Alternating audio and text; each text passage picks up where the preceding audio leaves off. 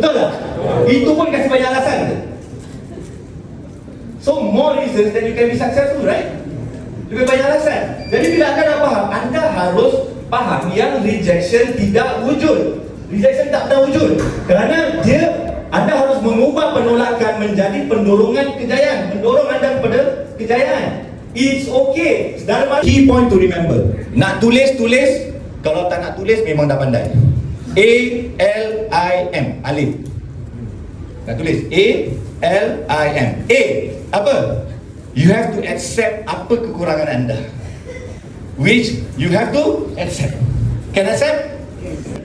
Tak banyak. Kenapa beda? Pasal diorang ingat diorang dah pandai. Suruh datang nutrition class, tak nak datang nutrition class. A lot of people not like this. No. Macam mana nak jawab orang?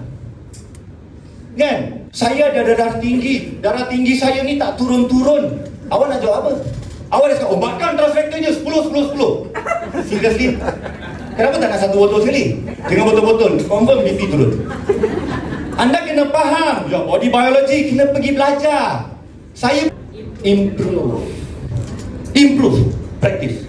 Tengok kat cermin. Assalamualaikum warahmatullahi wabarakatuh. Saya daripada practice makes perfect. No, that is why you're gonna fail. Practice makes improvement. Practice makes improvement. There's no such thing as perfect. So practice makes improvement. So when you improve every day, so either you pass or you learn. There's no such thing as failure. It's just your mind. You are indoctrinated. You pass or fail. No, you either you are menteri cakap orang join. Cakap orang join. Kau ingat kau tak zen? Oh, semua orang datang. Tak ada.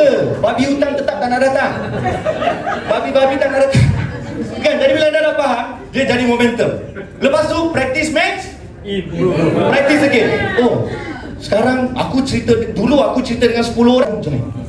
Lepas tu practice lagi. Datang kelas lagi. Belajar nutrition. Tanya dia nutrition. Ini vitamin D ni apa benda ni? Ni vitamin C ni apa benda ni? Ni vitamin C. Is vitamin C important? Yes. How important? Is vitamin D important? Yes. How important? Do you know that vitamin D is responsible for more than 800 over bodily function? Belajar, datang, kelas. Jadi bila anda dapat explain orang, anda dapat fahamkan orang the importance. Ni lagi-lagi TF